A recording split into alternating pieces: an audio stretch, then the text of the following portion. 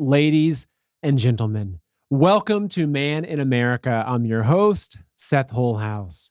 So every day, inflation is eating away at the value of our hard-earned money as the prices of basic goods like food and gas skyrocket.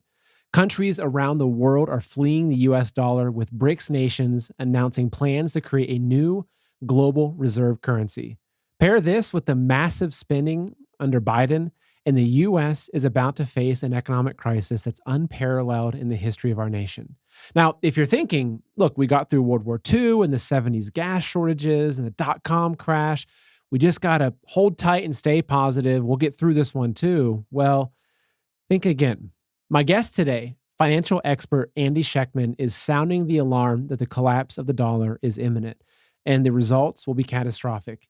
So he'll be joining us today to explain exactly what this will look like and how we can take action to protect ourselves right now. But before we get started, I have a few short messages for you. First off, if you're not following me on social media, make sure you are, primarily on Telegram and Truth Social as Man in America, where I'm most active.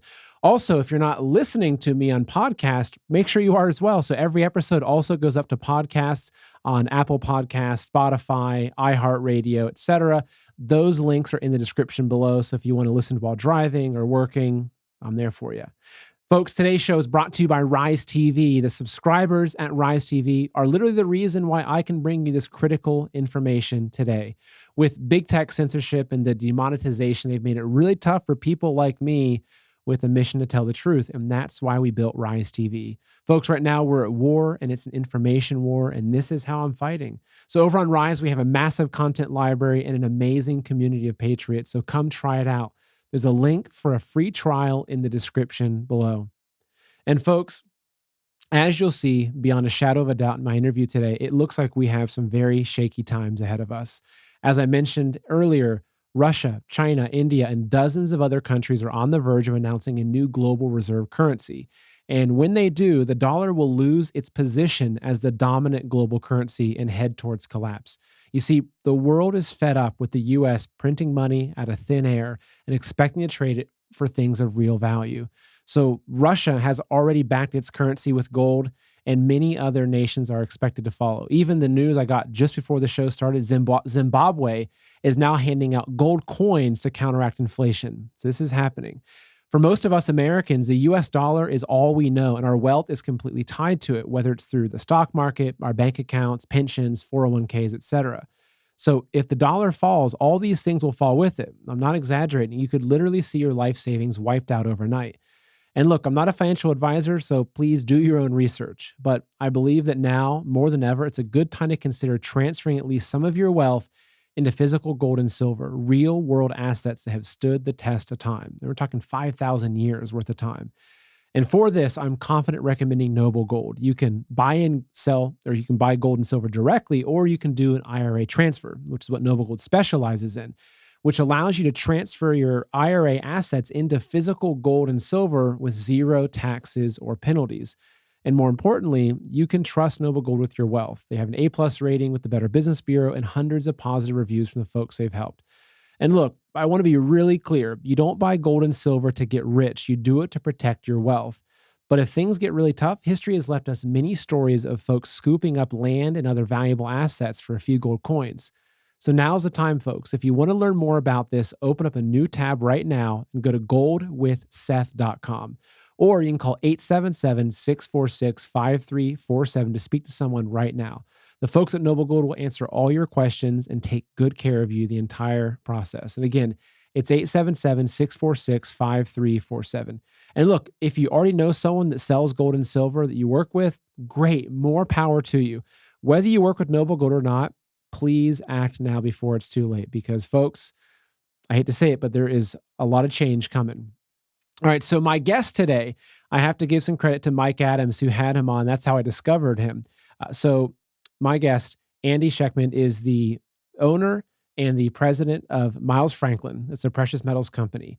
And I've heard him connect the dots between what's happening with the geopolitics, the financial systems. He understands the central banks, the banking cabals. He understands what's happening with Russia. And the way that he was able to connect the dots with what's happening, I thought was just absolutely incredible. So I called him that day and said, hey, please come on my show. He said, okay, I'll come on and we're going to talk. So we're going to do a full interview. Plus we're going to be doing a question and answer session, which will be on the public platform. So on Rumble, on Facebook, on YouTube, we're monitoring all the comments. If you have any questions for Andy, just let us know in the comments and we'll get to those. So I hope this is a good interview for you. And I know that some people might say, hey, you're being a fearmonger, but look, folks, I'd rather be prepared for what's coming and have it not happen than get caught without being prepared. So with that, I want to bring on my guest, Mr. Andy Schectman. So Andy, thank you so much for joining us today. It's great to be here, Seth. I appreciate it. Thanks for having me. Absolutely. And as I mentioned, I saw you on Mike Adams. He ended up doing 2 different shows on you. And the way that you connected the dots was something that I've been kind of piecing together this story through my own research, but how you just tied it all together just made so much sense, unfortunately, because it's not something that we want to have happen. So let's just go ahead and dive right in.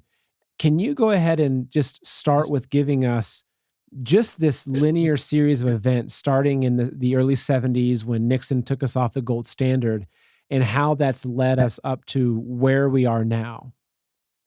Yeah, absolutely. Before I do, just for your listeners out there who don't know who I am, my father and I started Miles Franklin together 33 years ago. So I've been in the business since I was 19 years old. And most of, I would argue I'm not the smartest guy on the block, but I've seen a lot, especially in this industry, that has shaped my viewpoint. As a company, we've done over $7 billion in sales without a customer complaint. We're U.S. Mint authorized resellers, one of only 24 in the world. We've never had a customer complaint ever with Better Business Bureau or anything. And we're very proud of our reputation of our U.S. Mint accreditation.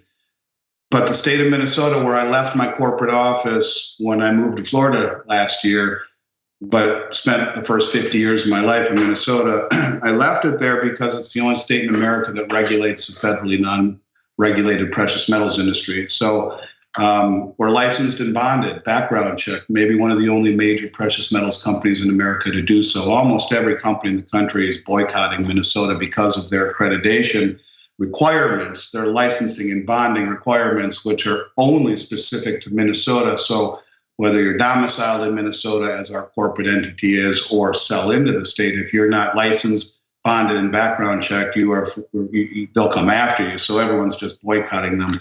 So that's who I am. I've been doing this for a long time, and maybe that helps as we go through this. I want to make, before I dive in, I want to make 2 assumptions. The first assumption will come with a very brief story. The way that I look at gold and silver is of wealth. When I started the company together, like you said, it's wealth. It's not to get wealthy. It's been wealth for 5,000 years. And when I started with my father as a 19-year-old, he said to me, look, there's one rule and only one rule. And that is, if you don't buy something every 2 weeks with every paycheck, I'll fire you.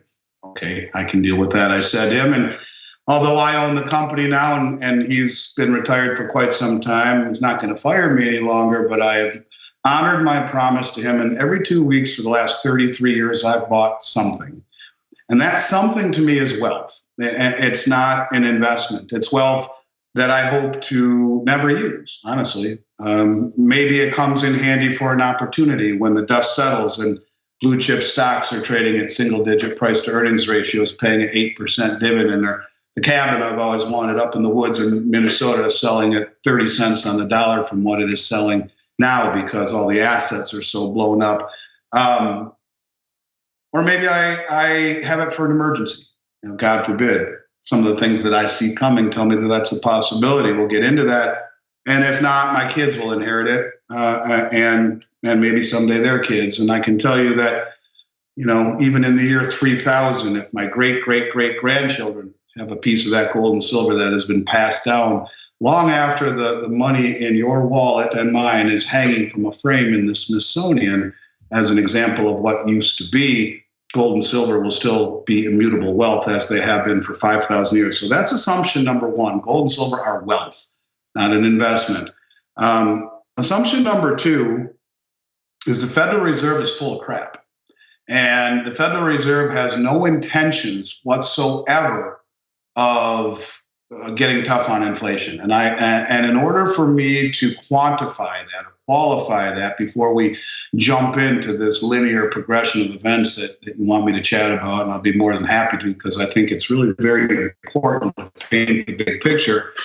Let's just make a couple of assumptions about the Federal Reserve. Recently, the National Bureau of Economic Research, NBER, came out with a study, and the study suggests that the originally reported CPI in 1980 of 13.6%, had it been calculated the way that they're now calculating the CPI, or the Consumer Price Index, we'd be at 9.1%, or they would have been at 9.1% in 1980. Another way of looking at that is that the 9% bogus CPI figure we have today is actually 13.5% calculated the way they used to do it prior to 1980. And John Williams of Shadow Stats does an amazing job of showing this. He's actually saying that those numbers are closer to 17 or 18%, but that's neither here nor there. So the CPI, so the Consumer Price Index, which is where they look at a conglomerate of all the different food costs, et cetera, to look at the true cost of inflation as it's hitting the consumer's wallet. Is that right? It is, and they want us to believe that rising prices are inflation, and they're not. They're a symptom of inflation. Inflation is always and only a monetary event, always. An increase in the money supply creates inflation, period. Now, the abnormal interest rate certainly helps that. The distortions in the supply chain, which push prices up even further, are an exacerbation and a symptom of inflation. But it's important to note that always and forever, inflation is an increase in the money supply. And when you hear our idiot administration blaming Putin for inflation, it just goes to show they're looking at a scapegoat, which plays into what I'm getting at. But in any case, let's talk about the Fed before I get into this, finishing the last assumption. The Fed says they're going to get tough on inflation, and you know what? They're full of crap. In 1980, with 13% inflation and higher, the then Fed Secretary Paul Volcker raised the federal funds rate to 19.75%. That's getting tough on inflation. That's ripping the Band-Aid off like that, right? And immediately stopped inflation in its tracks. Well, if we have the same level of inflation, even if it's measured at 9% by the bogus Consumer Price Index reporting, and our Fed Treasury, our Fed Secretary rather, says it's going to get tough on inflation, but only raises the federal funds rate by 0.75% to 1.5%. Now, let's put that in context. We have 9% inflation with 1.5% federal funds rate. Even take a look at the 3% 10-year Treasury. You buy a Treasury earning 3%. That's the nominal rate of interest, 3%. But the real rate of interest is the nominal rate less inflation of 9%, meaning you're guaranteed to get negative 6% compounding for 10 years. You are going to have a guaranteed loser. And so who in their right mind would buy U.S. Treasuries? That is not getting tough on inflation. Getting tough on inflation would have been raising the federal funds rate by 1,000 basis points to 10%. But just raising it by 75 basis points or 0.75%, you see a mortgage rate that has doubled in 1 year, over doubled from 3 to almost 7. All right. So what happens if they raise it to 5, 6, 7, 8, or 10%, or do what Volcker did, way up above the rate of inflation? You have a real big problem. And so those are my two assumptions. Assumption number one is that gold and silver are wealth. Assumption number two is that the Federal Reserve is jawboning. They're not getting tough on inflation because you know what? They told us this month that they were going to start selling off their balance sheet. And when they made that announcement in April, I'm like, you guys are so full of it. It's ridiculous. If that's the way you feel, why not start selling it off today? That's like a heroin addict saying, I'm going to quit in 2 months. Okay, great. Well, have a nice ride for the next couple of months. No, that's not what it is. They should have just pulled off the Band-Aid right then and there and started selling off their balance sheet. Well, they claimed they were going to do 65 billion a month starting in June. Guess what? The last 3 weeks in a row, their balance sheet has increased by a total of $15 billion. So that means they're going to do 45 billion a month. They're going to have to do $65 billion in the last week of the month here, in the next few days before July 4th. They're not going to do that. So They tell us that they're going to get tough on inflation. They raise the federal funds rate well below the rate of inflation. They tell us they're going to sell off their balance sheet. In fact, they add to it. They're full of crap. They don't want to be the ones that light the fuse. What fuse am I talking about? I'm talking about the Great Reset. How does it happen? How could it happen? When Klaus Schwab said that a few years ago, I thought he was out of his mind. This guy's an idiot. But the more I think about it, maybe not. Maybe not. And look, I got 3 kids. My youngest is 15. I don't want to be right about this. I really, truly don't want to be right about it. I have a feeling I may be. So let's dive into it. And I'm going to take you on a journey, like I did on Mike's show, going back to 2017. And we're going to go through a linear pattern of events, a series of events, of which there are 3, maybe call it 4 really big events that happened along the way. And I think it's really relevant to note that our media does a horrible job of telling us anything that's important, because all 4 of these events really haven't been too well covered in the media. But I think when you put them together, along with some other things that I'll throw in, it's interesting. Maybe you'll see the same thing that I do. All right. So we go back to 2000, and we'll go back to 2011 for a brief moment. 2011 was the end of a decade-long bull market in precious metals. You had gold moving up roughly 15 to 20% every single year for a decade. 2011 comes, we hit $50 silver, $1,920 gold, and then we embark upon a 6-year downdraft in metals. 2017 might have been the worst year to own a precious metals company in my 33-year career, because you had Bitcoin expressing itself, really expressing itself. You had the stock market doing extraordinarily well, and you had gold getting clubbed for 6 years straight. In all the years I've done this, we've done $7 billion in transactions in 33 years. And in all the years I've done this, typically 1 out of 100, if not even that, of all the transactions we do, people are selling something instead of buying. This is an industry where far fewer people sell back to us, although we do provide that, than do buy from us. And in 2017, that number industry-wide was about 65%. 7 out of every 10 calls you got, people were selling and angry.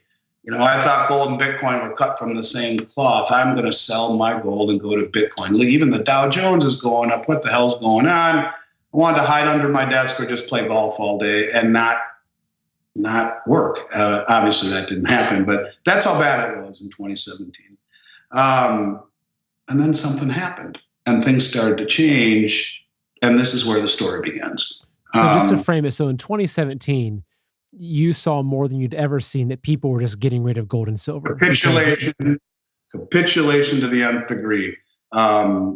Exasperation, capitulation, aggravation, any Asian you can think of, that was there. And part of me understood it. You know, I got it. It made sense to me. And maybe the next time I come on, we can devote the entire segment to central bank and commercial bank manipulation of the gold market, which is something I'm an expert in, I think. I've been dealing with it and talking publicly about it for over a decade. And it's real, right? To the point where JP Morgan paid a $920 million fine a year ago for manipulating the metals market. So let's just say I understood the exasperation, and I've been talking about manipulation and you know, praising the folks at GATA, the Gold Antitrust Action Committee, Bill Murphy and Chris Powell, for the fight they've made it for years of exposing the overt manipulation in the metals market. There's manipulation everywhere. There's manipulation in interest rates. There's manipulation in Forex.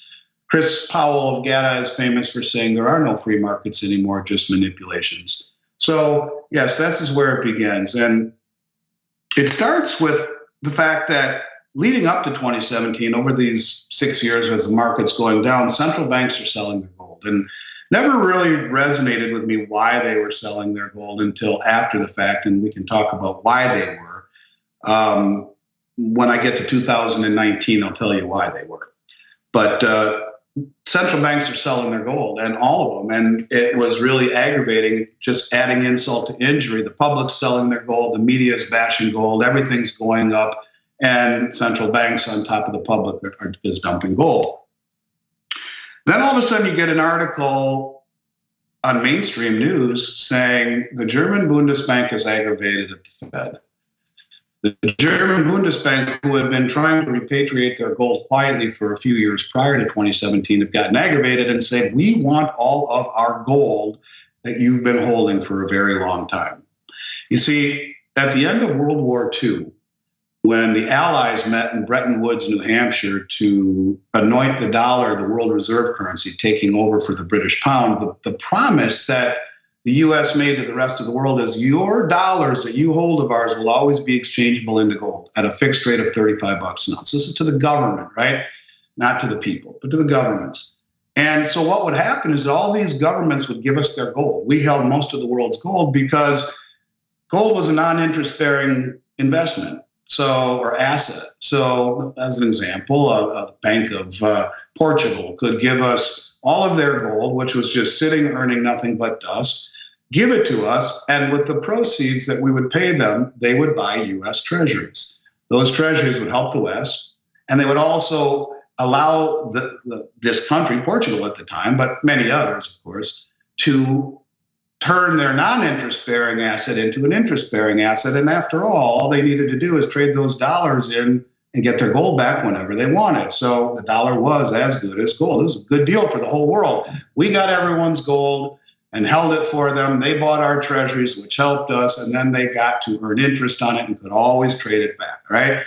So if we realize that the West was holding most everyone's gold, the German Bundesbank said, give us back our gold. We've been holding it for a very, very long time. Well, within a few months of that happening, most of the European banks started doing the same thing. The Dutch National Bank, Bank of Austria, Bank of Turkey, Bank of Poland, Bank of Hungary, all of these banks start saying, hey, we want our gold back too, and not just from the New York Fed, but from the Bank of England. So we see a theme of repatriation going on in 2017, really, really interesting and unusual after everything that we've seen leading up to this point, including central bank divestiture. 2018 rolls along, and those banks, those same banks, bought more gold as a group together than they did in the 60 years previously combined. Out of nowhere, they go from net sellers to bang, straight up buying. Whoa, what the hell's going on here? It was very, very, very unusual to see that.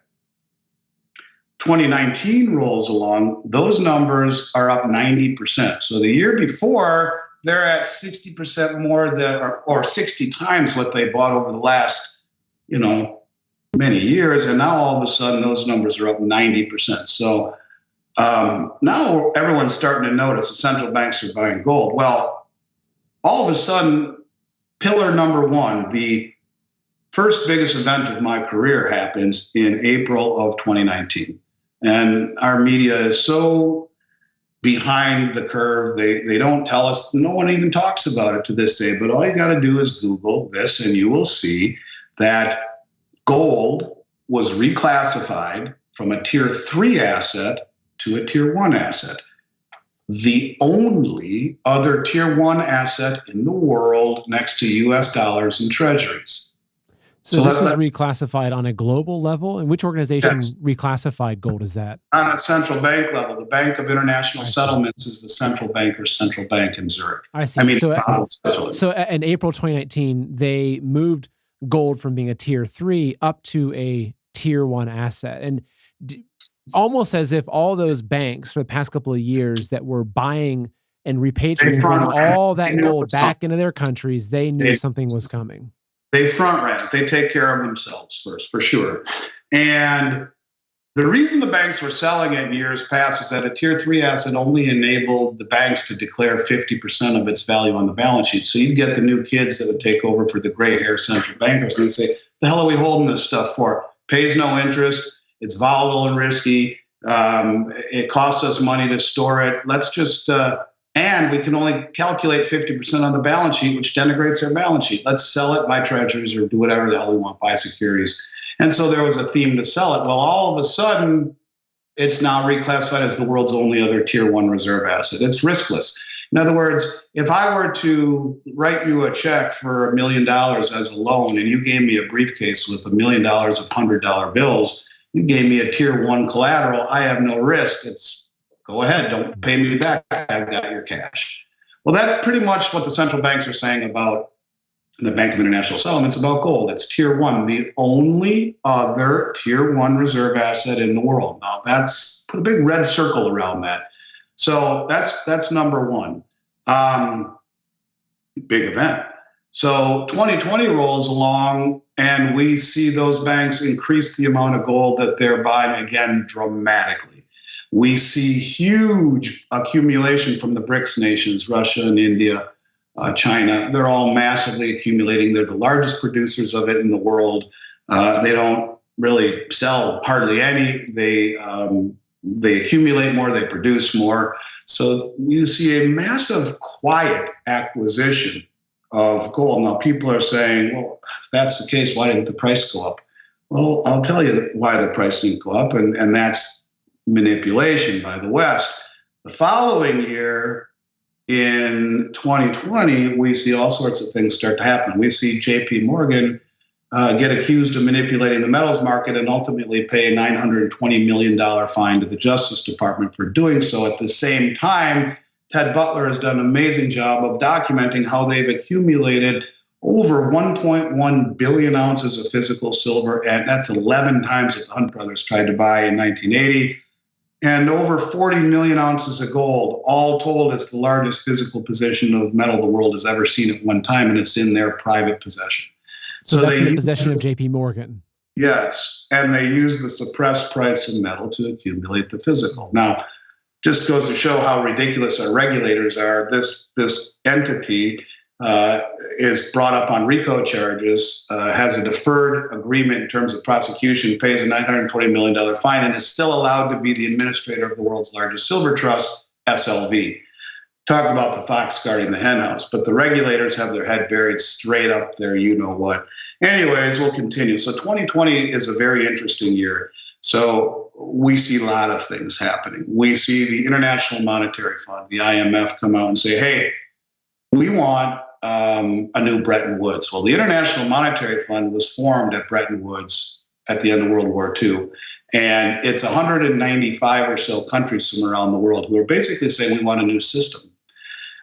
In 2020, we see the rise of a group of very sophisticated private traders on the COMEX. Now, I don't want to go too far down the rabbit hole here, but I'll say this. Every week, the commodity exchange, the COMEX, publishes a report, and it's called the Commitment of Traders Report. And this report is the COMEX, is it based out of Chicago? Or where's the COMEX? Yes, it is. It is based out of Chicago and the NYMEX out of New York. And so is the COMEX basically like, it's almost like the stock exchange for commodities that sets the price of everything from milk to silver. Is that correct? That is correct. And if you've ever seen the movie Trading Places, that's the COMEX. And so in any case, yes, so they publish a report every week, and it's called the Commitment of Traders. And it would only show the positioning of the largest traders. And there's two of them. There is the commercials and the specs. The specs are the hedge funds. The commercials are JP, Citi, Goldman, Bank of America, those guys. And so it would show the positionings of both. And it's a zero-sum game. So if one sells, one buys, and one would go short, one would go long. It's important to note that COMEX contracts almost never stood for delivery. I mean, you could. A COMEX gold contract is 100 ounces. A COMEX silver contract is 5 1,000-ounce bars. It's a difficult thing to go through to get it, but COMEX is used. The commodity exchange was originally designed to hedge risk. Like a farmer who plants a field in April, not sure what the growing season will be like. Well, he can forward sell his wheat to the baker for September delivery at an agreed upon price. The farmer's happy, the baker's happy, everyone wins. The farmer offsets his risk. For me, if I own 1,000 ounces of gold in my warehouse, I'll sell 1,000 ounces on COMEX. So that as the price of what I have in my warehouse goes down, it goes up commensurate on what I sold short and vice versa. I'm always market neutral in terms of my inventory. You can't speculate on inventory. I make my money on transactions. So we use it the way it's properly meant to be used, and that is to offset risk. So in any case, 2020, all of a sudden there's the third group of reportables that comes out of nowhere, and they are titled the others. And we discern that they are family offices and sovereign wealth funds who in 2020 took more silver off of the exchange than we typically see in a decade. They took more gold off the exchange in terms of deliveries than the Bank of Japan holds in their official reserves. 2021, the same thing. This year, because of all of the scrutiny and attention, we see a rise in what is called exchange for physical. And that is they take these contracts and they send them to London, and London delivers the metal at the London Metals Exchange. It's much more opaque, much more private, and guys like me can't talk about it the way that really was starting to gain attention as the metal was being bled from the COMEX all of a sudden. Basically, if I understand correctly, around 2019, 2020, and 2021, that you're seeing that these private families, which, you know, that could be the Rothschilds, it could be the Morgans, it could be the Vanderbilts, et cetera, that they're showing up as the others on the COMEX exchange, that they're all of a sudden going through a just massive buying spree of silver and gold. Those couple of years. Not just buying, but taking possession, delivery off of the exchange, something that was very, very, very unusual. So what we're seeing, just to recap in general, is that in the past couple of years, everything has changed, and you're seeing the central banks, the big wealthy families, the governments around the world rushing to get physical gold and silver into their hands as if they know that something is coming. And using the levered futures price of roughly 35 to 1 to suppress the price. So they paper it down with levered futures contracts and accumulate the physical. It's misdirection. It's the no-look pass in basketball. Hold down the paper price, goose all the other markets, pull off all the physical while no one's looking. So we see this constant theme of de-dollarization, of repatriation of gold, taking possession and accumulating it. And this is all very unusual at this point. 2020, we also see that really the growth of big event number 2 in my career, and that is the rise of the Chinese Belt Road and Rail Initiative. And I don't know how much you've covered this. Quite extensively. And actually, I brought up a map to show of this, just so if you want to talk about this. So this up on the screen, this is a map of their international trade routes that they've developed. So the Belt Road and Rail Initiative is the largest infrastructure project in human history. It is connecting Asia and Africa, and it's now growing to Iran and to Argentina. You're seeing all sorts of other countries sign on to it. But what it is, it's a infrastructure of channels of rails and maritime channels and roads and bridges. And it'll only be patrolled by military and commerce. It is the Panama Canal on steroids. It'll be used to trade goods all throughout this region, which represents 75% of human population. So think about that for a moment. 75% of human population is now part or will be part of this industrialization, the Belt Road Initiative, and all of it will be settling on the new Chinese digital yuan. And in the last year and a half, they've done about 12 billion in transactions on the back of the digital yuan, which they rolled out parallel with their paper renminbi. With their paper regular currency, they didn't do one or the other. They rolled them both out. Ultimately, I think they'll switch.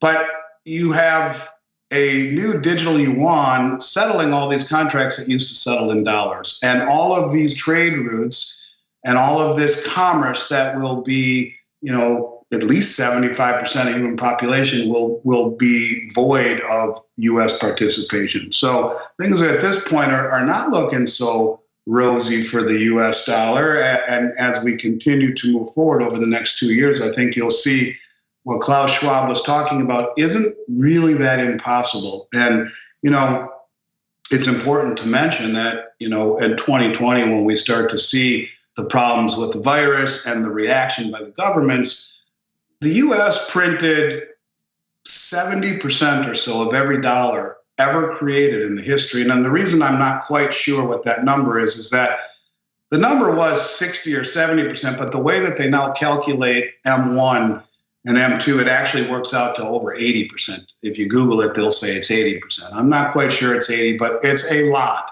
60 to 80% of every dollar ever created in the history of the United States has been done in the last 2 years.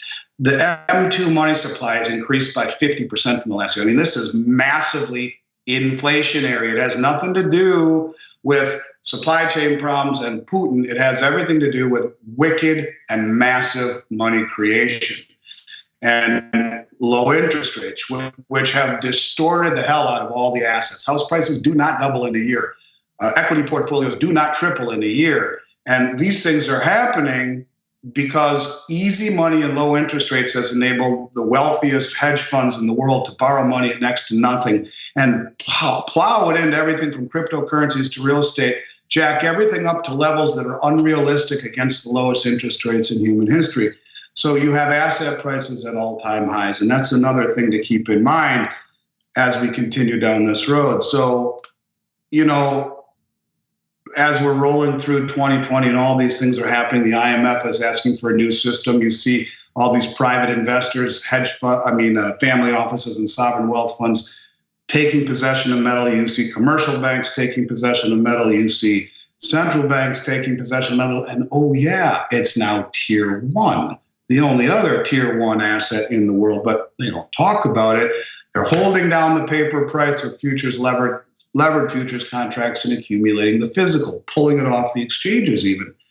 This is not good, and it starts to become very obvious what is happening. 2021 rolls around, and we start to see other cracks, if you will, in the system. Maybe this is the third pillar. Again, we're seeing central banks continue to wickedly accumulate it, especially the BRICS nations, Brazil, Russia, China, India, South Africa, continually accumulating gold. But maybe the biggest event of my career and all of our lives happened in September of 2021, and our pathetic media doesn't speak about it, not a word. And it just goes to show how unprepared we all are for what is coming. And I don't want you to answer this stuff because you know the answer, but I don't think most of your listeners do. And that question is, if you don't know it, you can answer it. If you think you know it, don't answer it. And the question is, what makes the dollar the world reserve currency? Remember, after World War II, you could trade your dollars in for gold as another country. And it was always that way. Before I tell you what makes a dollar world reserve, I'll just tell a quick little story, and that is, towards the end of the Vietnam War, President de Gaulle from France started to realize that we were printing more dollars and issuing more treasuries than we had gold backing it at Fort Knox and at the U.S. Treasury. And so he sent warships from France filled with U.S. dollars to New York Harbor demanding conversion into gold. And he got it, then bled down over half of the gold held at the Treasury. So in August of 1971, President Nixon closed the gold window. That's it. Went back on our promise to the world. Gold, you can no longer redeem your dollars for gold. And the 8,300 or so metric tons that we hold supposedly at Fort Knox, which has never been audited since 1956, is supposedly the largest stockpile of gold in the world, which I don't believe. Alistair McLeod, one of the brightest minds I know in this industry, surmises China has over 38,000 metric tons, of which 20 belongs to the state and 18,000 to the people. That would be 5 times what we supposedly hold. But I digress. Anyways, the day we left Afghanistan, well, let me back up. When he closed the gold window in 71, the dollar was completely and totally fiat. 3 years later, Henry Kissinger is deployed to Saudi Arabia and strikes a deal with the Saudi kingdom and says, hey, we're going to protect you. We're going to provide you ammunition and weapons, and we're going to have your back too. We'll call it joint military cooperation. No one will ever mess with you, ever. And for that privilege of protection, your bodyguard, you're going to denominate oil globally through OPEC. And since 1974, that is what has made the dollar the world reserve currency. It is a protection of the Saudi kingdom, period. End of story. So basically, we'll use our military industrial complex to protect the Saudi kingdom, to look away at your own crimes against humanity. And in exchange, through OPEC, you will force the whole world to buy and sell oil in gold, in the US dollar, which will then force demand for the US dollar, which is now, it's a fiat, has no backing. So it's almost like they turned it into a commodity-backed currency, yet it was petrodollar. That's why the petrodollar. The petrodollar, because you had to own dollars to buy oil. So it created a synthetic demand, to your point. Every country on the globe has dollars in order to buy oil. And so it's been the protection of the Saudi kingdom for the last 50 years that has enabled us to have the dollar hegemony, the printing press, and the world reserve currency. So here's where it gets really weird and things start to get really scary. So let's just stop for a moment and look at all of the things that have happened. We see gold being reclassified tier 1. We see the central banks front run that decision. We see all the banks pull it home. We see the wealthiest private investors in the world start draining COMEX and now the London Metals Exchange of their metal. We see JP Morgan suppress the price, get fined $960 million on RICO charges, and at the same time accumulate the largest physical possession of metal the world has ever seen, along with the other central banks or commercial banks. We see this acquisition, de-dollarization, and removal of counterparty risk going on all around the place through pulling it home and not letting anyone else hold it. So the day we left Afghanistan in September of 2021 with people hanging from an airplane, with our own Americans behind enemy lines, with the Afghan freedom fighters who were on our side, we provide their biometrics to the Taliban. They know where they are and who they are, and checkpoints, you're dead. And so we turned our back on our allies and our Americans unlike anything America has ever done. I found it to be putridly horrific. And I was, for that day, very embarrassed to be an American. Now, I'm a patriot and I love this country, but that was one of the worst things I've ever seen us do. And I think there's no coincidence in the timing of this announcement. The day after we did that, Russia announces a joint military cooperation agreement with Saudi Arabia. So let me just say that one more time. Russia announces a joint military cooperation agreement. Sounds very much like what we've had for the last 50 years with Saudi Arabia. The day after that, they announced the exact same thing with Nigeria. The day after that, Zero Hedge article that talks about this, that they announced that all of their nuclear-powered submarines are outfitted with hypersonic ICBMs. These are missiles that the State Department claims we do not have the technology for yet. They go over Mach 10 up in the atmosphere, hit the ground at the speed of an asteroid, and cannot be knocked down. Pardon my French here. I'm sorry for cursing, but that was their way of saying, don't even think of fucking with us the way you did Saddam Hussein and Muammar Gaddafi, both of which threatened to sell their oil for gold or euro or whatnot. Here you have Russia now protecting the two biggest OPEC producing countries in the world. And it is our protection of Saudi Arabia that has given us the exclusive world reserve currency status. So now this is not looking good at all at this point. And I'm going online freaking out since September. And every podcast I've done since September, I've said this, that was the biggest event of all of our lives, because what if? Well, a month ago, Nigeria came out and said, we are now selling oil to China in yuan. Really? That's the first time an OPEC producing country has done so in anything other than dollars since 1974. The yuan payment that people of those countries would receive is in what's called the Chinese petro-yuan bond. That bond is denominated in yuan, but is immediately convertible into gold on the Shanghai Gold Exchange. This is why the Shanghai Gold Exchange has delivered anywhere between 90 and 100 times more gold than the COMEX has in the past several years. So China will buy oil from these countries, pay for it in a bond denominated in yuan that is immediately convertible into gold on the Shanghai Gold Exchange. Want to talk about sidestepping sanctions? There you go. So you have Saudi Arabia subsequently in negotiations that has all but agreed to do the same thing.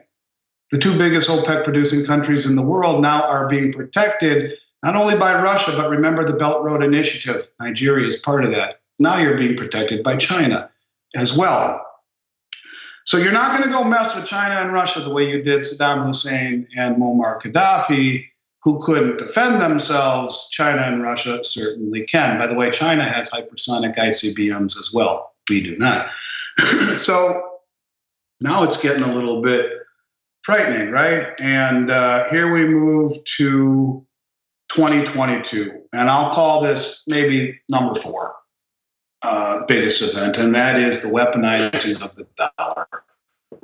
We kick Russia out of SWIFT, right into the open arms of the Chinese and the BRICS nations and their CIPS system, cross-interbank payment system. It's just like SWIFT. And every one of those countries, I guarantee you, are thinking, are we next? Are they going to freeze our assets? China's got eyes on Taiwan. If that's the case, you think they're going to buy our treasuries ever again, thinking they may get frozen, sanctions, their assets stolen? No, they're not. And in fact, I think we have incentivized the rest of the world to find an alternative. Now, just the other day, let me see this article. And I'm going to read it. It's about a minute and a half. It says, BRICS developing new global reserve currency will be based on a currency basket of the 5-nation bloc, according to the Russian president. President Vladimir Putin said on Wednesday that the BRICS countries, Brazil, Russia, India, China, and South Africa, are currently working on setting up a new global reserve currency. The issue of creating an international reserve currency based on a basket of our currencies of our countries is being worked out, Putin said at the BRICS Business Forum. According to the Russian president, the member states are also developing reliable alternative mechanisms for international payments. That's CIPS. Earlier, the group said it was working on establishing a joint payment network to cut reliance on the Western financial system. That's CIPS. The BRICS countries have been also boosting the use of local currencies in mutual trade. And that would be like Russia selling arms to India for rupee and ruble. That would be like Russia selling their coal and natural gas to China for yuan that can immediately be converted into gold. They are sidestepping the dollar in settlement. And so when you take a deeper look, we just saw the other day a new route that was now finalized, and that route goes basically from Iran to India, safe passage past Russia and all these countries. It's another trade route. They're all part of the BRICS nations. And oh, by the way, Iran and Argentina just signed on to the BRICS Accord. So you have all of these countries moving away from the dollar. These are countries, as Zoltan Pozsar, who used to work for the New York Fed, calls the beginning of Bretton Woods 3, which is a system based upon commodities. Now, here's where the Great Reset happens. And let's talk about how it could happen. When Klaus Schwab said there's a Great Reset, I thought the guy was a fool. I mean, shut up. How the hell does that happen? Well, let me tell you how it happens. And it goes to show we are teetering on the edge right now of some very bad things. And just how fragile this whole system really is, I think I'll show you right now. So the Fed blows up the money supply, keeps interest rates low, creates distortions and misallocations of capital, and all of the assets have gone sky high in an environment of the lowest interest rates in human history. Stocks, bonds, and real estate have all gone to the moon, right? And all three of them are what? Inversely correlated to what? A rise in interest rates. When I started in this industry, stocks and bonds were inversely correlated. It was called risk on, risk off. You buy stocks when you're young, you transition to bonds when you're older, nearing retirement, and remove the risk. Well, that was when interest rates were 9% in 1990. And so when you're talking about the low interest rates that we've seen all these years, stocks and bonds have lost their inverse correlation. In fact, they're positively correlated, but inversely correlated to a rise in rates, as is real estate. So here's what happens. Saudi Arabia wakes up one morning and says, and let's call this on a Sunday night when markets aren't even open in the West. And they say, we've decided that we too are going to be part of the BRICS conglomerate. We are going to, in fact, open up the sale of oil globally in other currencies. We're going to do yuan, maybe the new Chinese digital yuan. We're going to do euro. We're going to do ruble. We're going to do all these other currencies. And what happens overnight? Overnight, like that, it happens. And on Monday morning, as all of the countries around the globe who have been forced to hold dollars to buy oil don't want to, would rather use other currencies, dump dollars, and it becomes a hot potato as one country, the next country, the next country, the next country. They all sell, sell, sell, sell, just like Mortimer Duke did in trading places, sell because everyone is selling. And as everyone is selling, the dollar is getting clobbered and coming home.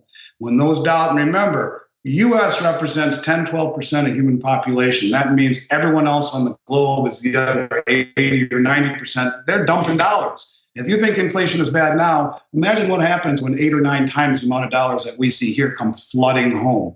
Well, that creates hyperinflation and destroys the dollar. That's pillar number one. What does hyperinflation do to interest rates? Straight to the moon. Stocks, bonds, and real estate all simultaneously collapse as interest rates spike to the moon and the dollar with it. All 4 of the pillars of wealth in this country, stocks, bonds, real estate, and the dollar, simultaneously collapse in that environment. So in essence, it's Saudi Arabia and OPEC hold our fate in their hands. If they decide to no longer take just dollars, as it looks like they're doing, it's over in this country like that. Now, let's go back to my original premise. The Fed talks about raising rates, but doesn't. Talks about selling off their balance sheet, but actually adds to it. They're jawboning. What does our stupid administration say is causing inflation? They're saying it's Putin. If you look at inflation, the minute Biden was elected, inflation starts going to the moon. And at the tail end of its peak comes the Ukraine war. It isn't Putin that's creating inflation. Inflation is always a monetary event, always an increase in the money supply. Supply chain problems only exacerbate the price, the price increase or the supply chain problems. But inflation is a monetary event. So how about finding a villain like Putin, like OPEC, like the BRICS nations, who say we're no longer going to take dollars, just dollars. When that happens, now the Fed is not on the hook for blowing up the whole U.S. economy, all of which is inversely correlated to a rise in rates. So yeah, we're going to get to. It's so ridiculous that when Powell was asked 4 days ago at their 2-day meeting, on the second day it was QA, and they said, one of the senators said, well, we got this huge debt. Isn't rising rates going to affect our interest payments on that debt? And he said, you know what? We don't even factor that into our thinking. Really? You don't factor that into your thinking? Really? That's kind of interesting, considering a $30 trillion debt, every 1% rise in interest rates is $300 billion in interest payments. He is thinking about it. He's just lying, because here's what happens. If indeed rates rise, you end up with not only the national debt being unsustainable, but blowing up all of the assets in this country that are inversely correlated to that rise. So now you have a villain, and that villain is Putin and Xi and OPEC and the BRICS nations. And this is where Klaus Schwab could actually be right, because if that happens in a matter of hours, everything collapses in the face of massively rising interest rates and hyperinflation. So when I talk about how this could happen, I hope to God I'm wrong. Like I said, I got 3 kids, my youngest being 15. But I think that we have outlived our good graces and our foreign creditors. And by weaponizing the dollar and telling the world who can and can't use it as the administrator of the world reserve currency, you sealed your fate, because you cannot do that. And now everyone is wondering, are we next? And they're finding alternatives. And those alternatives will be in striking unilateral agreements, not only in terms of business, but also militarily. Are we going to go mess with the BRICS nations, Russia and China, India, nuclear-powered countries, or nuclear weapon holding countries, or are we just going to acquiesce? So much so that Fed Chairman Powell 2 months ago came out and said, there's room for more than one world reserve currency. He's already giving in to the reality. My only question is, was the move to kick Russia out of SWIFT intended, or unintended? In other words, were the consequences that I see intended or unintended? Would moving everyone away from the dollar be an unintended consequence or an intended consequence to label a scapegoat? Because I do believe when you realize that 1 trillion seconds ago was 31,688 years ago, when you realize that a $30 trillion debt is only about 25% of our indebtedness, because you're talking well over 100 trillion in unfunded liabilities, Medicare, Medicaid, Social Security, government military pensions, all of which was accumulated at super low interest rates. Do they realize that the game is up on this Keynesian fiat system and that there's really nowhere, we've squeezed as much out of the turnip as we can, and there's really nowhere to go but reset?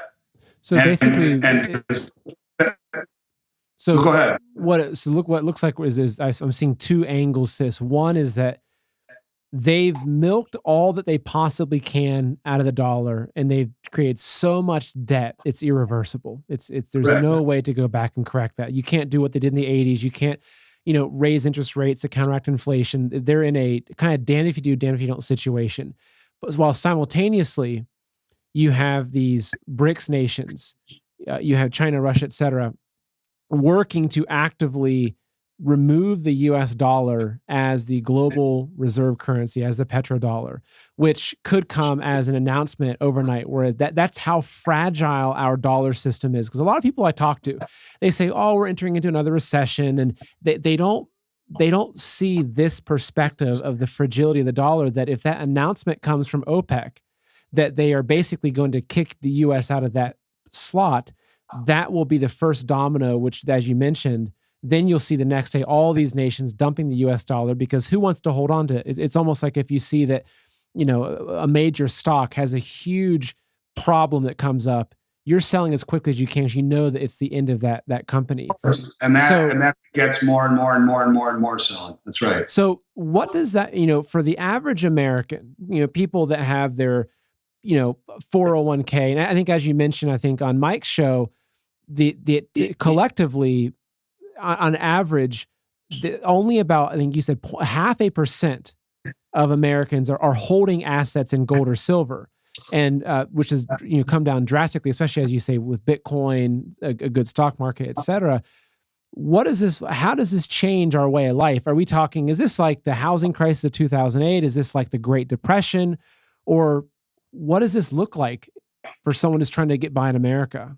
Well, it's either death by hyperinflation or death by depression, one or the other. And at least in terms of the Fed, they can't really engineer it any other way. Look, I think what it means is that if you hold everything in dollars, you're destined to go broke. And that's the truth of it, the sad truth of it, in my opinion, because there is no way for the Fed to get tough on inflation without blowing up the markets. There just isn't. And as rates, look at the mortgage rate has doubled from 3 to 7, almost 7%, and federal funds rate's only at 0.75%, right? And so what happens if they really try to get tough on inflation and raise rates to 9% on the federal funds rate? You're talking mortgage rates of 13, 14%. What does that do to the housing market? What is 13 or 14 or 10% or 12% on the 10-year treasury? What does that do to the bond market? All of which these bonds have been sold at 1% or in that neighborhood. The Federal Reserve just came out yesterday and said they're already negative equity on their balance sheet. Negative equity because just a little bit of rise in interest rates has kneecapped the bond market. What happens if rates really rise? You're talking blowing up the biggest bubble of all time, the bond market. Well, it kills the real estate market, it kills the bond market, it kills the stock market. They know this. So there's not a lot that they can do. And so what can the average person do? You can minimize your exposure to the dollar. You can get rid of all variable rate debt. A mortgage at 3% is free money where we're going, where we're headed, and where we're at right now, or 4% or even 5%. But I think you do what you can to get out of debt, to protect your family in every way possible, physically, with food, with water. Be prepared, own some gold and silver, have some cash and small bills around the house. But Short of that, there's not a lot any of us can do. And I think when we talk about where to put your money, this is why I said gold and silver to me are wealth, because we are entering a period of time where I think all traditional forms of wealth in this country are going to get into trouble. And when you put it into context and take a step back from that and see what all the central banks are accumulating and how they reclassify gold tier one, it makes it a little bit easier to see that, hey, if they're all doing this but misdirecting the price, not talking about it, but you can see it, if they quietly reclassified it, it's, to me, it's obvious that gold is going to be part of a next system. If I had to guess how it plays out, it is that, as I mentioned, 12 billion in sales on the new transactions on the digital yuan already. These nations all coalescing. You heard what Putin said, we're going to come together and make a new world reserve currency. Well, if the Belt Road Initiative in and of itself, without bringing in the other BRICS nations, just China and Africa represents 75% of human population, what happens when you bring in all the BRICS? And all the new countries that are signing on, you're talking 85, 90% of human population, all moving away from the dollar. And so I think that this is very different this time. And I think it's about a currency collapse. In 2008, it was an issue of credit contraction.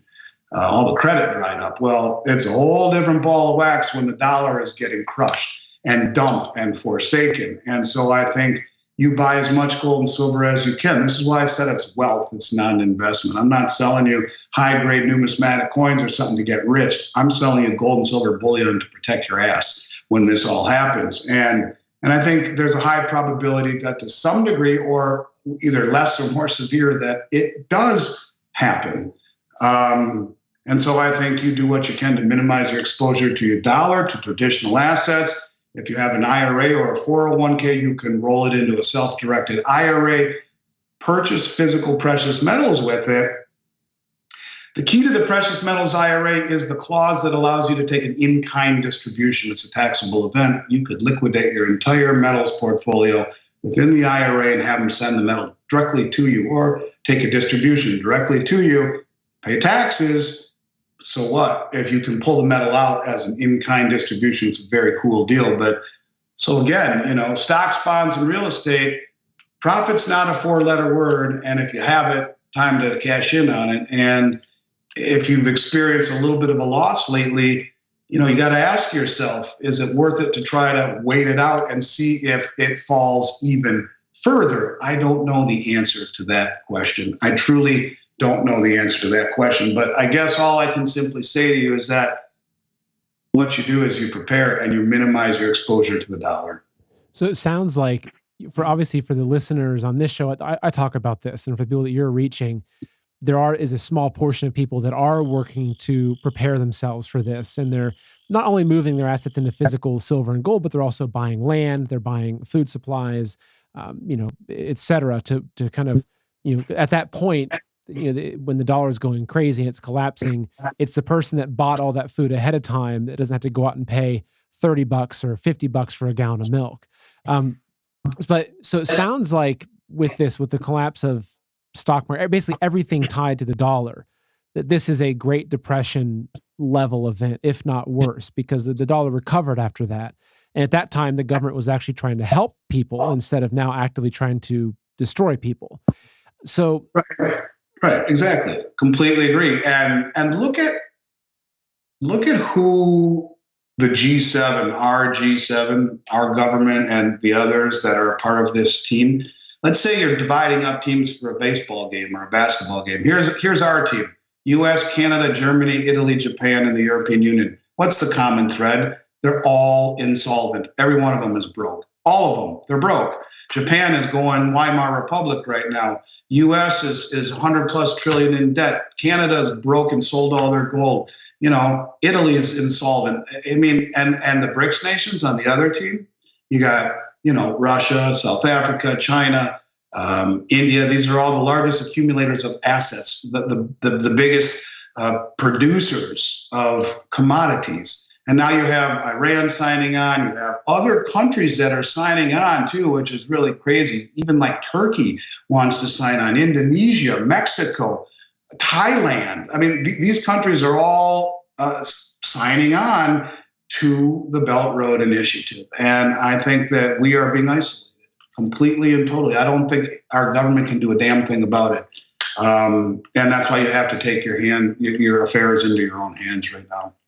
So there's a lot of questions that people have asked ahead of the show. And also we're going to take some questions live from the audience, and we'll be doing the Q&A on Rumble and YouTube and Facebook, et cetera, because this is such an important topic. One of the biggest questions that I've seen come up is, the people that have worked hard and gotten out of debt, and they've saved money, and they say they've got all their money in stocks or 401k, et cetera, or even in a savings account somewhere, versus the people that still have debts that the banks are holding. As I understand it, the people that have their money sitting somewhere when it's tied to the US dollar will lose out because the dollar will then bottom out. But what about people, even like myself? My wife and I bought a new house less than a year ago, and luckily we locked in a 30-year rate at say 3.5%. But the bank still owns the majority of the debt for our home. So, what happens for a lot of people? Should someone go take out a new loan right now if you can get it at a cheap rate? What happens to someone like me that has a house that I still owe the bank on?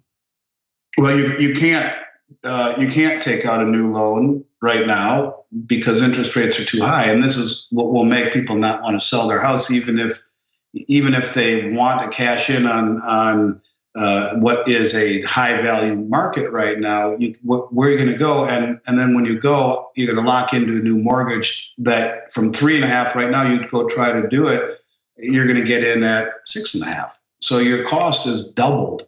So this is what happens as rates rise. Real estate gets much less affordable. My great grandfather in Williston, North Dakota, they lost their house in the Great Depression, and they only owed $2,000 on it or whatever. Well, that was a lot of money back then, but they lost it to the bank in that exact scenario.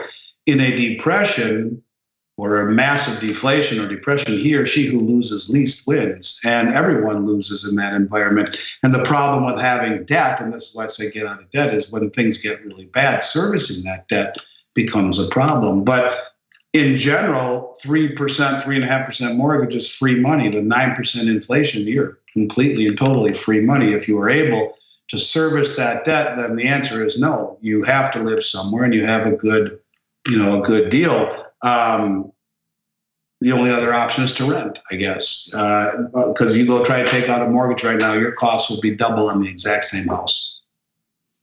How do you think this will affect other currencies? Now, granted, the ruble, the Chinese yuan, et cetera, are in a different basket. But I had someone that messaged me on Telegram saying, "Hey, look, I'm over in Europe. What's going to happen to the euro if and when this unfolds?"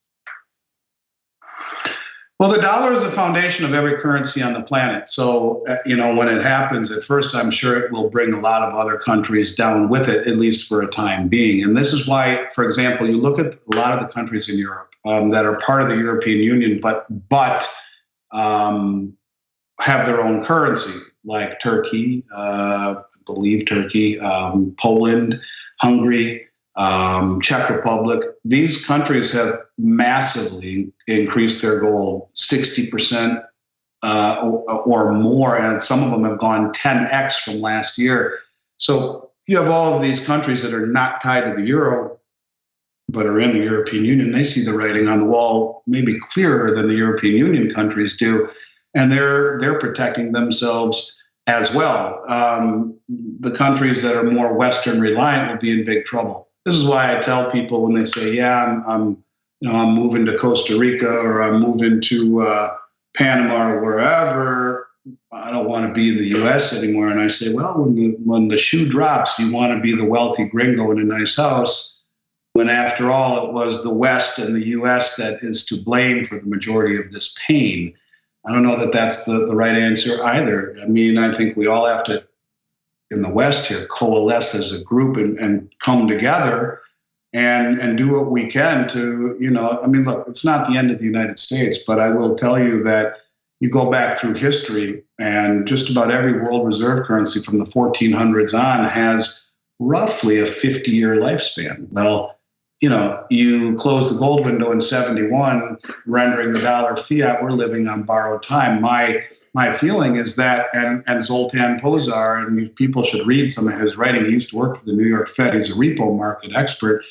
Says we've entered Bretton Woods 3, a system that will be dominated upon currencies backed by commodities. Well, there you go. I mean, would you rather own a currency backed by nothing but debt, or one that is backed by gold? Now, if I had to guess, they will all pledge gold, and they will peg it they'll pledge it to a system, and they'll denote it on a distributed ledger on the backs of the success of the new digital yuan.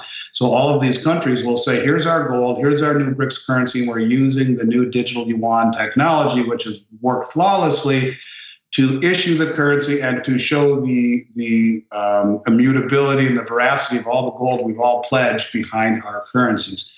They won't make it convertible. Those convertible currencies convert, but they will make it, I believe, a commodity-backed or gold-backed currency. After all, it is tier one. And I think they'll, even if they only tether 20% of it to gold or to the currency, 20% backing, it's backed, it's tethered. They can't continue to increase the money supply without increasing the gold supply. And this is, I think, where we are heading. And when that happens, the West will have one or two options: either to just default and be isolated and be more of internal domestic economy, not a globalized one, or they will do the same thing. And after the Great Reset, they will issue a central bank digital dollar, and they'll try to peg it to the gold held at supposedly the 8,300 metric tons that we have held at the Treasury at Fort Knox. And in that environment, you'd have to see gold many times what it is right now in order to sufficiently do it. Maybe it goes to 10 or 20,000 and then is pegged to a new system and never comes down. I don't know. I mean, this is how you could get wealthy owning gold, but be careful what you wish for, because when that happens, it's not going to be fun to put on a nice outfit and a Rolex watch and drive in a nice car to a steak restaurant. Not going to be fun to do that when people are suffering, and not even be fun to walk out of a grocery store with a shopping cart to your car without looking both ways and a gun in your hand. I hope it doesn't become Mad Max like that. But, I mean, how bad can things get if the dollar is dumped as global reserve and the dollar absolutely collapses? And this is where Klaus Schwab says you'll own nothing and be happy, because if someone thinks they're worth $5 million in stocks, bonds, and real estate, and their dollar holdings, and all of this happens at once, what are they worth? It's the great equalizer. You bring everyone down to a common denominator. That's where they'd all be like, damn, I don't ever want to own another thing again. I'm happy to rent it. Screw it. I'll live easy and meager. That's what he's talking about, I think. And I never could figure out how it could happen. Well, here's how it happens without blaming the West and blame everybody else. And it's not a pretty picture. I hope I'm wrong. I'm just trying to bring a perspective to people when they think the Fed is going to do anything to fight inflation. They're not. They won't. And they're proving it right in front of us. That they will do what every other politician has done throughout all of history, and that is choose inflation and printing over austerity and tough decisions. So it looks like, if with the pattern of events that you laid out, that the U.S. dollar is entering into it's on life support right now with an incurable cancer, right? That it almost can't be undone. But with the OPEC announcement, with this collapse happening, I know that you don't have a crystal ball, but when do you see? Are we looking at, is this 3 months? Is it 3 years? Is it 10 years? I mean, because right now we still have a window, and I talk a lot about this on my show as it relates to food security. Right now, you can still go to Costco and buy 100 pounds of flour for a reasonable price. 6 months from now, or say next year, once this year's farming losses, once they really hit, you lose that window. So right now we still have a window to act in ways to prepare and secure our futures. But how long do you think that window is going to last for? I mean, did anyone see the baby formula and tampon shortage coming? I don't think so. Did anyone see the toilet paper shortage coming 2 years ago, or bottled water? I mean, most of this country is just in time delivery, just in time business model, where, especially with perishables, you can't have perishables sitting on a shelf for a long time, so it continually rotates. Look at it this way. how much credit is involved in bringing a loaf of bread to the market? Think about this for a second. When this all breaks down, you'll see credit just evaporate, right? But let's talk about how much credit it takes to bring one loaf of bread to the grocery store. Well, first you have the farmer who's on credit to buy his $700,000 combine and the seeds and the diesel fuel to plant the wheat and to harvest it. Then he gives it to a trucking company to bring the wheat to the flour mill. Well, the guy that owns a trucking company is on credit because he's got a bunch of cars and fuel and trucks and fuel and employees, so he's utilizing credit. And they bring it to the grocery store, to the flour mill, which is on credit to run their operation, and they make the milk, give it back to the trucking company who's on credit, who brings it to the grocery store, who buys it on credit. If credit dries up, what do the grocery store shelves look like? And that's kind of the problem, especially as everyone is losing in this environment when rates rise and things become more costly and assets start to evaporate. So the worst thing anyone can ever do is assume the window is wide open. People died on the Titanic for other reasons, but one of which was they thought it would never sink, so the life rafts weren't ready, or there weren't enough life rafts, or whatnot. And so you have to be prepared. You have to be reluctantly prepared, proactively, and hope you never need to use it. And that's why I talk about gold in the respect that I hope I never need to use it. If I do, I'm damn glad I have it for an emergency. Maybe it's an opportunity when things settle down and you're getting values all over the place. And if not, I give it to my kids. But it's like insurance. You pay your homeowner's insurance. You come home and your house didn't burn down. You're like, shit, my house didn't burn down. And I just paid my premium. But that's the way it's got to be. You have to realize that you prepare in this respect, hopefully, that you never need to use it. But if you do, you're damn glad to have it. What's the worst thing that would happen by transitioning some of your fiat, which is really under stress, into gold and silver, which have been wealth for 5,000 years? So I agree with you that it probably won't happen tomorrow. But I don't know how wide that window is really open. And I don't know. Look, everything I've ever said as a company for 30 years, almost all of it's come true. Almost. Now, not this, but other things that we've talked about. And that's because we root our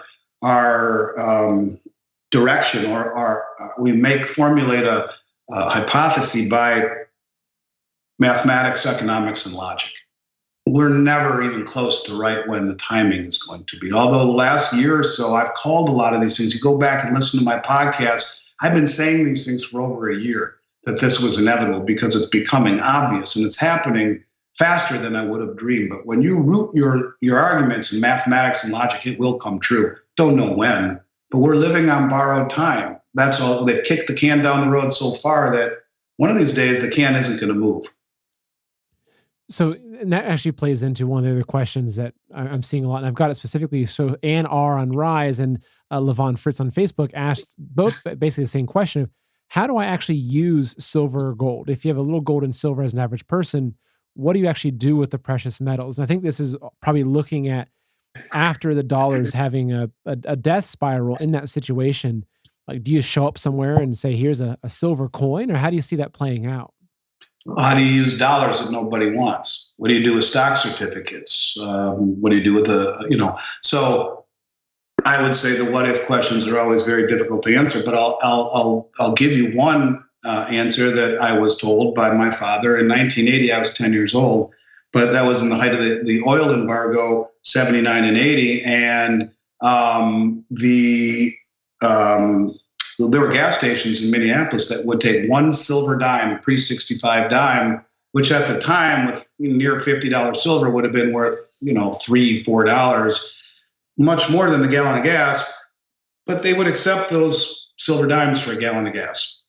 And in an environment where no one wants dollars, having options when no one else has any, I think would serve you very, very well, in the respect that, there will have to be a medium of exchange. And until the dust settles, why not fall back on a 5,000-year track record of gold and silver being used as a medium of exchange, than having dollar bills that no one in the world wants. What else are you going to trade with? So I think you have options when others have none.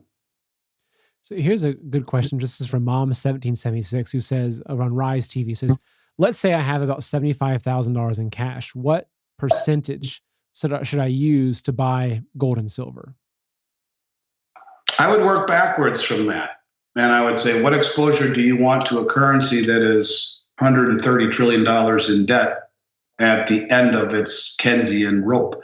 A trillion seconds ago being 31,688 years ago. Work backwards. If I told people what I really believed, I'd lose credibility. I mean, I'll put it to you this way. I've been 100% more or less invested in gold for 30 years. I've missed out on a lot. I missed out on Bitcoin. I missed out on a lot of the rise in the S&P. But the funny thing is, in the Dow, if you go back over the last 30 years, gold has outpaced the S&P since 2000 for sure.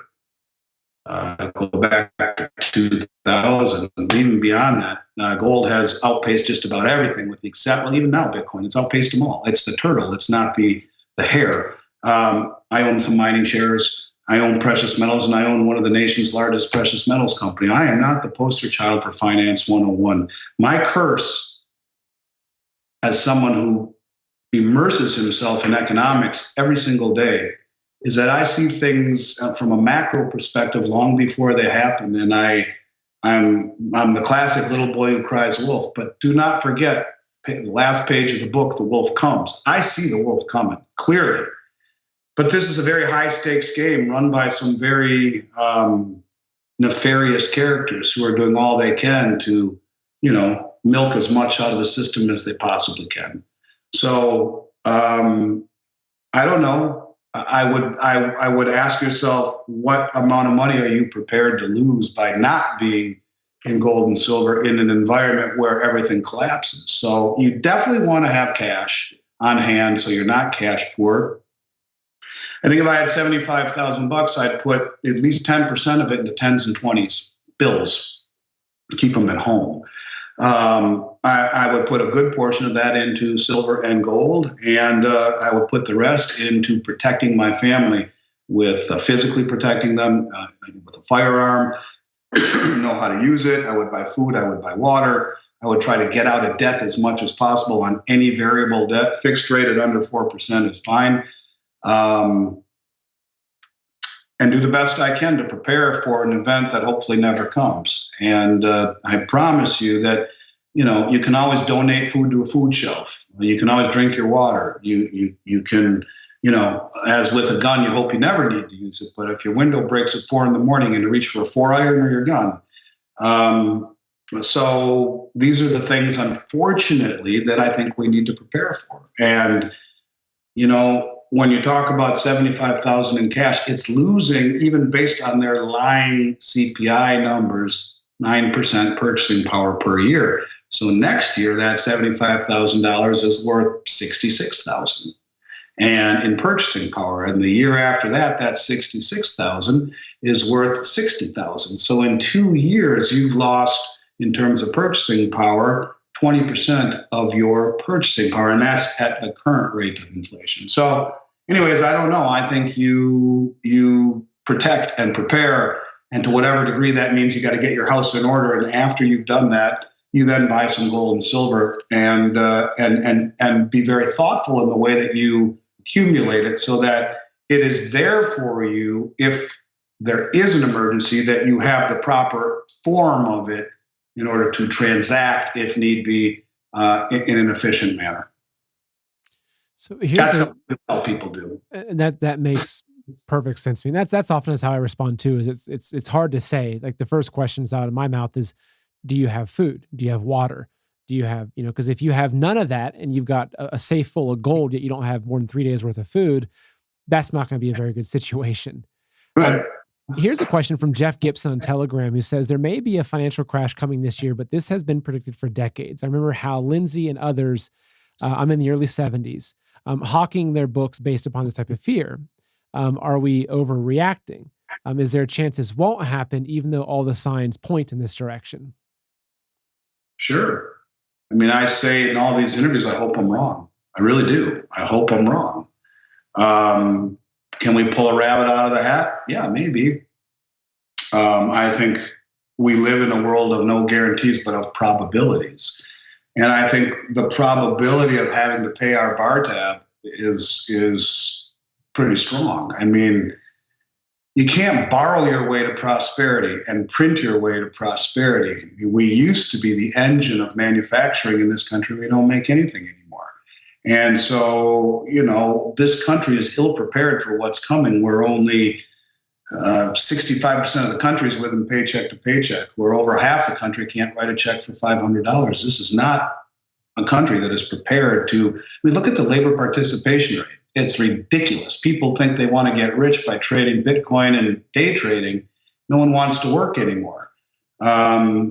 Are we prepared to dig ourselves out like our grandparents were during the World War II era? We're 18-year-old kids. We're going over to proudly and patriotically defend liberty and democracy. And we're so far removed from that generation that I don't think we're prepared. I'm not trying to equate myself to that generation. I used to talk to those fellas and ladies all the time when I started this, and there's nothing like those people. They would say, "Bang, it was done." I'd get a check the next day. Their word was their bond. But I will say this, is that I look at my work ethic versus, the younger kids these days, even my children. I've been doing this since I was 19 years old. We come from nothing, my family. My company's name is Miles Franklin. My dad's middle name is Miles, and his best friend who loaned us $60,000 on a wing and a prayer, middle name is Franklin. We literally come from nothing and built a company that's done $7 billion in sales without a customer complaint. And it wasn't easy. Since 2020, I work 15 to 18 hours a day, 6 to 7 days a week. And that's what it's going to take to get this country back in the right direction. People getting off their ass, getting off the couch, and being productive. We've been paid for 2 years to be unproductive. We have blown up assets in the money supply. We've pissed off the world. Our administration is woefully, inadequately prepared to deal with what's coming. And I think so is the public. So could we skate by? Yeah, sure. I suppose we could. If Trump were in office, I think we would. And say what you want about him and the way he communicated, maybe he could have done better, but his policies were a hell of a lot better than what we see now. And their reaction to these policies is they spend millions and millions of dollars in manpower on Congress to do this stupid ass September 6th inquiry instead of trying to fix what is destroying this country, like inflation and high gas prices and divisiveness. And so are we prepared? We're a different country than we were back then. I wish I didn't feel look, like I said, I have children. I love America. I love the fact that I've worked my ass off for 33 years to get to a point where I finally achieved some success. And I don't even like using it. I don't like spending it. I don't like going out to nice dinners. These things are starting to happen. So I don't even know what I'm trying to get at other than to say I don't think this country is prepared for what's coming. And I think because of that, it only increases the chances that it happens. Yeah. So how are you on time? It's 3:30. There's still a lot of questions, and I'm quite enjoying this, but let's do it. Okay. So, and this is actually one of the questions that I had written down to ask you earlier is, why don't you think many people are talking about this? Like, I have friends and family that are very successful as entrepreneurs in the stock market, and they're very conservative. They watch Fox News. They don't see any of this. And even one of the questions I see from a lot of the people when I ask is they're asking, why are my financial advisors not talking about this? I have family that they've been watching my show, and they go to the financial advisors and they say, well, they said just to keep it in stocks and bonds or whatever, and it's not safe to put it into gold. So why is it that the entire mainstream narrative and even the politicians that we think we can trust aren't talking about, to me, what seems to be the biggest crisis facing our country since its founding? How old are you, Seth? What's that? How old are you? 36. Okay, so you could be my kid. I'm 51. You could almost be my kid. And That's technically I could be. Technically you could. So you probably won't know. You may or may not know the answer to this question. The question is, what did financial advisors used to be called? I started Miles Franklin in 1989 before the internet. My daughter was born in 1994, my second child, and that was the day Facebook rolled out, February 4th. 2004, excuse me. So, I started this way before social media, way before. I remember my dad coming and saying he just bought a cool thing for a company in Japan. It's called a fax machine. So, you may not remember this, but in the 90s, before the internet, do you remember what financial advisors were called? They were called stockbrokers. Stockbrokers would make a percentage of every trade. You do $1 million trade, they make 1%, they make 10 grand. So they got rich on trade, on volume, and then came the internet. And the internet introduced companies like Scottrade and said, we'll do that same trade for $9. So stockbrokers became immediately obsolete. And I used to be a financial advisor a long time ago. And the hard part is passing the Series 7 exam. And the difference between a trader who can trade securities, Series 7 license, and a financial advisor is one test, I think, if I remember right, it's Series 25, I think. And that is 100 questions or so on ethics, how or how not to screw somebody. It was the easiest test I've ever taken. Now, to be a certified financial advisor, it's a 2-3 year long process of rigorous testing and studying, and that's different. But just a financial advisor at Edward Jones, it's a Series 7 and a Series, I think, 25. It wasn't hard to obtain. And most of these people learn more and more about less and less till they know everything about nothing. Most of these people are your age or maybe 10 years older and have never lived through anything but prosperity in general. Yeah, they lived through 08, which was quick-lived.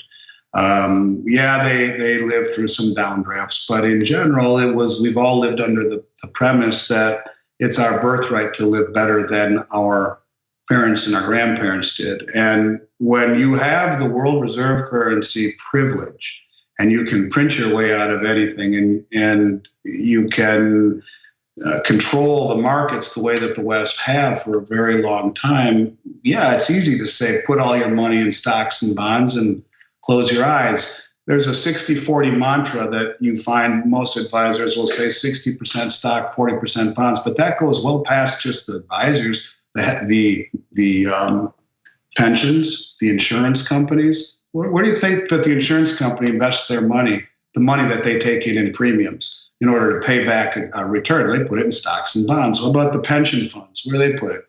Stocks and bonds. What happens if the shit hits the fan and stocks and bonds collapse as interest rates rise? Everything blows up. And that's the thing. It's like, but financial advisors now, they don't make their money on trades, right? They make their money by keeping you under the umbrella. And so if you call a financial advisor and say, listen, I want to put 20% of my money into physical metal. No, you don't want to do that. You can buy an ETF. How about that? Or, we can do something else for you. You don't have to worry about holding that stuff at home. It's a danger.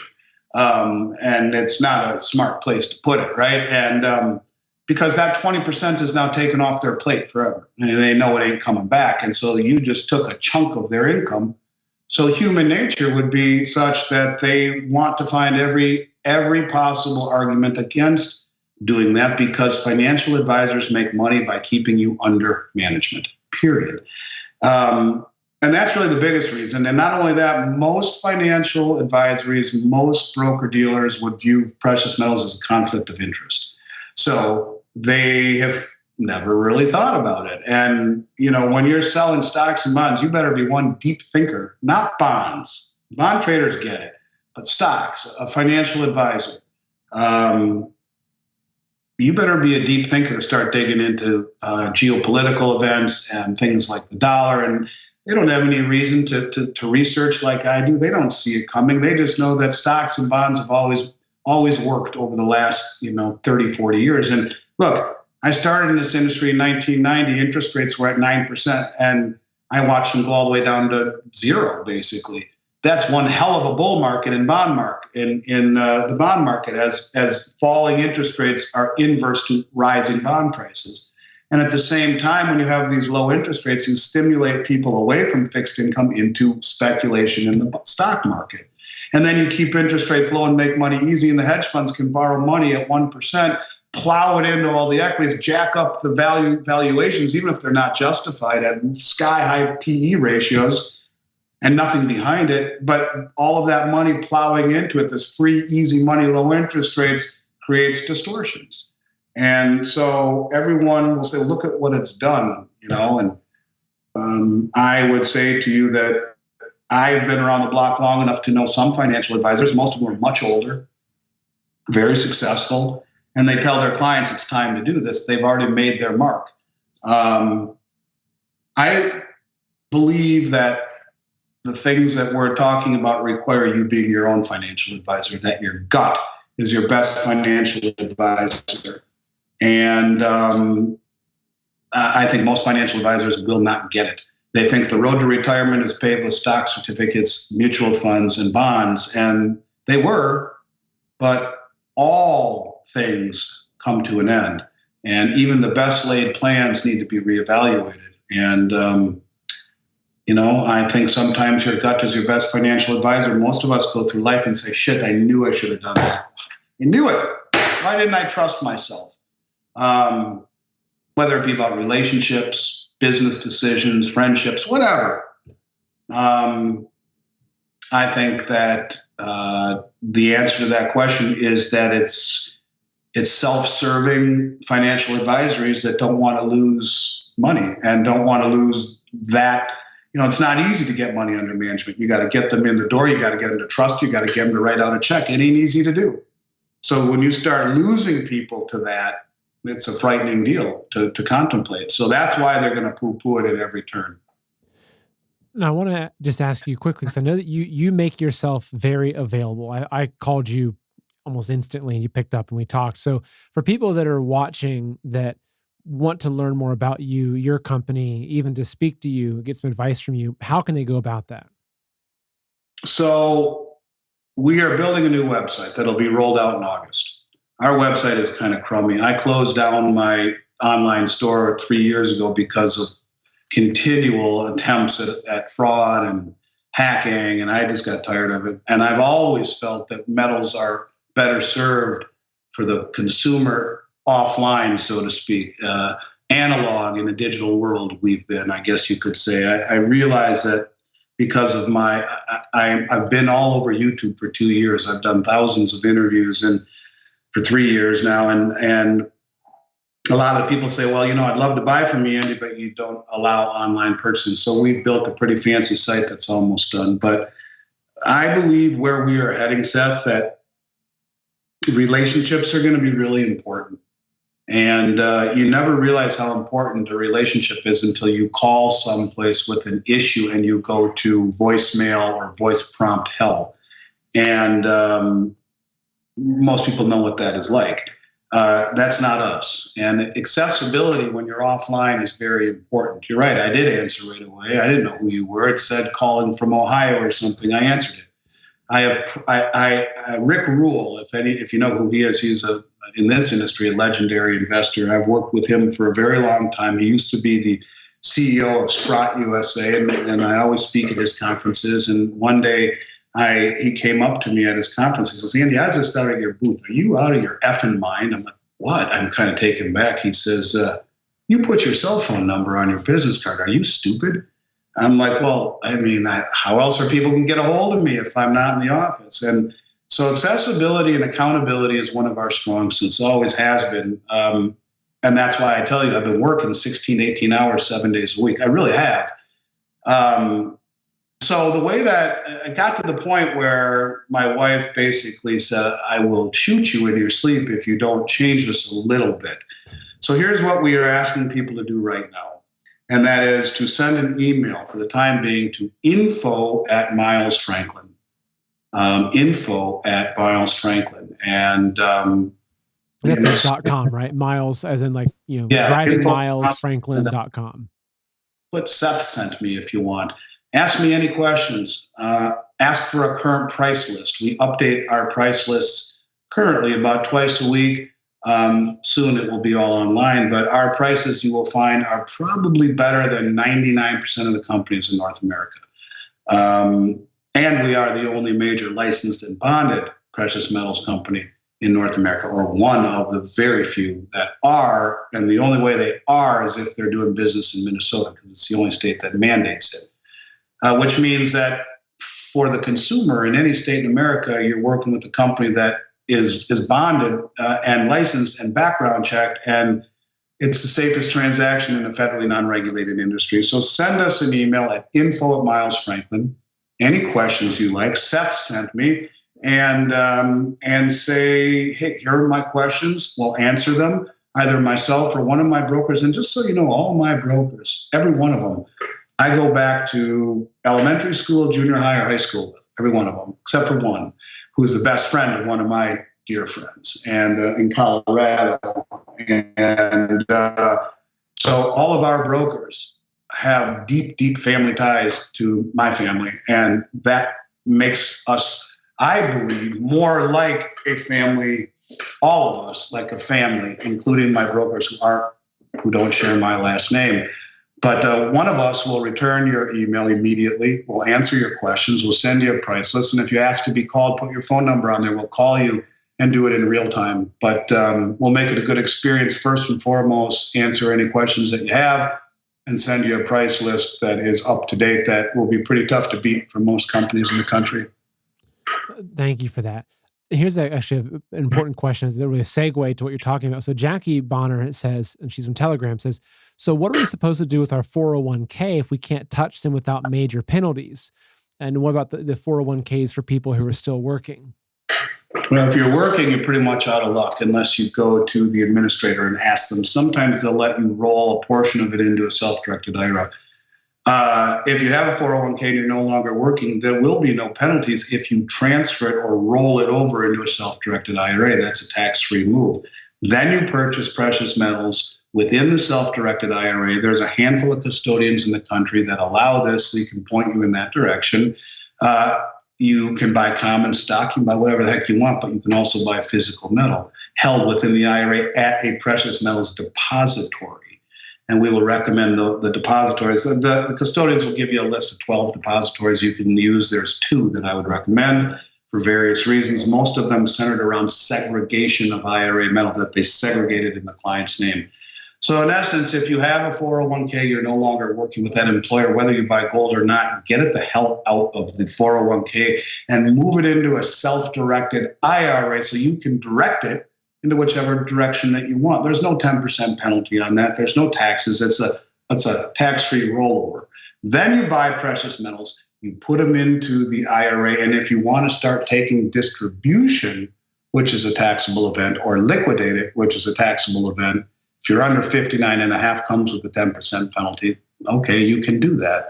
But maybe you just want to let it grow, and then you all of a sudden you're 59.5, you start pulling out metal in terms of distributions instead of cash. It's an in-kind distribution, very, very neat process. So in essence, if people have 401ks that they're no longer employed or IRAs that they want to shift to gold, we are very, very adept at doing that. And silver and platinum, we're very adept at doing that. If you are with a current employer in a 401k, the only option you have is go to the administrator and say, I want to move a portion of it. Can I? And maybe they'll let you. Some of them do. Most don't. So here's a fun question for you. So a lot of people are asking about Nasara and Jasara. I'm not sure if you're familiar with that, but basically it's the idea that there's this, it's a little bit utopian, that once the Fed collapses, that the regular folks will be given back all the stolen funds, all the gold and stuff under the Vatican, and everything will be redistributed. I'm pretty skeptical, even from the reason alone of what happens if you give everyone $1 million. Well, no one works anymore, right? So what are you? Do you have anything to say about that? I don't think it'll happen because everything that they take from someone else is someone else's asset. So, I don't think it happens. I think it happens perhaps as far as central bank debt is concerned, the Great Reset, the debt is gone. but I don't think that has anything to do with the redistribution of wealth. And you're right, it would create bigger problems in and of itself. And so no, I don't think it happens on a large scale. The only thing that I could see happening would be some sort of a government debt forgiveness type of thing. But no, I think it's pie in the sky, to be honest with you. And you can't redistribute. That's just classic redistribution of wealth and taking someone's asset and giving it to someone else. In other words, someone's debt is someone else's asset, is what I'm getting at. And so I don't see it happening, but I do think you could have a function of, or a very small example of it. And I think it would be more focused on government debt than it would be, and where the governments forgive each other, than it would be amongst individuals or corporations or whatnot. So yeah, I'm a little bit familiar with it, but I think I'm more skeptical of it as well. I think it's unlikely that something like that happens, and I wouldn't be resting or certainly making a plan of action based upon that type of amount. All right, so here's a question, and we can make this the last question. We're going on almost 2 hours here, which has been fantastic, and I really appreciate you giving us your time. Oh, the pleasure's been mine. This is from Thunder and Prep Daddy Prep, two great screen names, who said that they're concerned about the gold and silver from the perspective that is the government going to show up and take that at some point based upon the Gold Reserve Act of 1934? Is there any concern that you have that, when things get really rough, that happens? That's good, so you can probably see this one better. I don't know if you can see that way up there. President Roosevelt up there, and that's the executive order up in the top corner where he took gold. That's a gold coin, and the gold bills. Interestingly enough, the gold bills back then used to say payable to the bearer on demand in gold coin, and now it says in God we trust. So when Roosevelt, in his first act of office in April of 1933, confiscated gold, everyone owned it.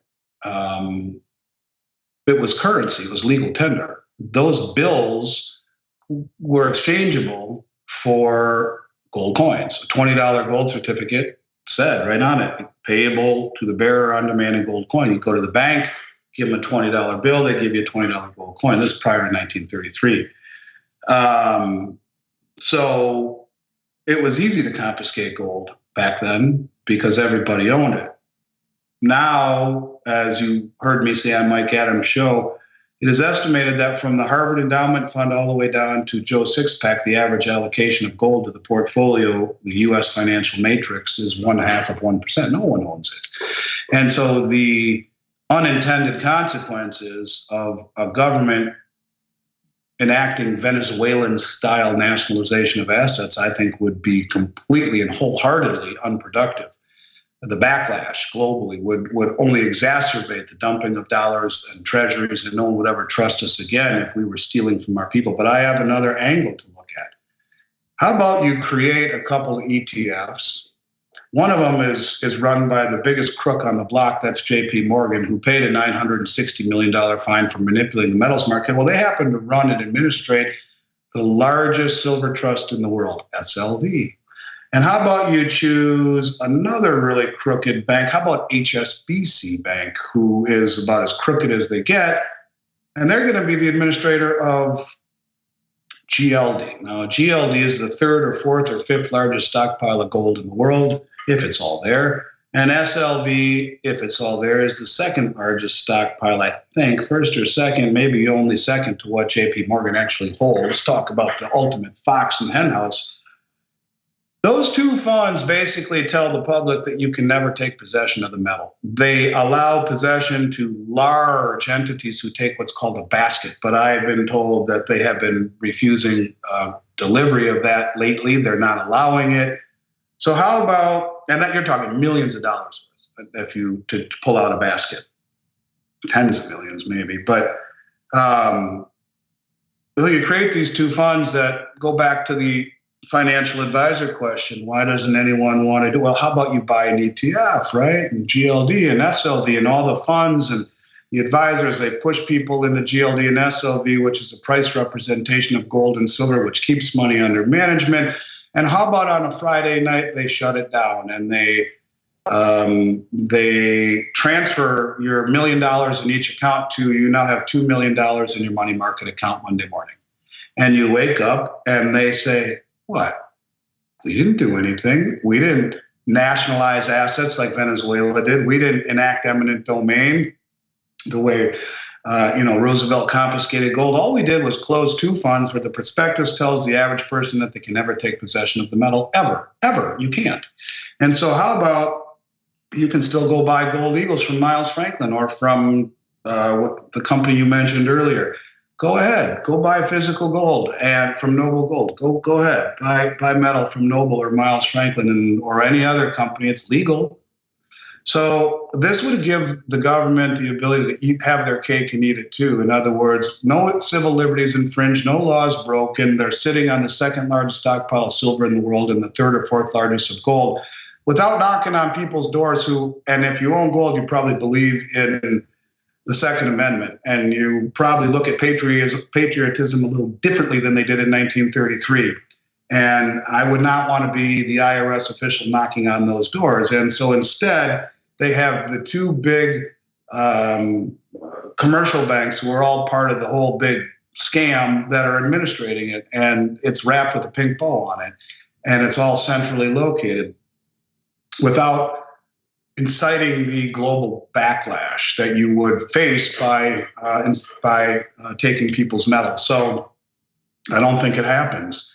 I think most companies that tell you it happens are trying to get you to buy those numismatic coins back there. Because when gold was confiscated in 1933, they talk about anything from that point backward would be considered rare and collectible in the future. So ultimately immune from a gold confiscation. So they're trying to get you to buy numismatics. And, there are companies out there that thrive on that. And I sell them, but I'll beat everyone's price in the country. I love them, but not if you're paying a huge premium. And I'm not telling people to buy them because it's going to give you immunity from confiscation. It may. I buy them because they're pieces of Americana and they're amazing. And I think they offer better potential, but only if you get the right price, and they might be safe from a call-in. But I don't think the government wastes its time. Look, the amount of gold that is out there would be less than probably a few hours worth of spending by our government. So it wouldn't make any sense to go and take people's gold and silver when, look, I mean, I've been doing this for 33 years, and most of the people I've met in my entire life wouldn't know a gold eagle if it fell on their foot.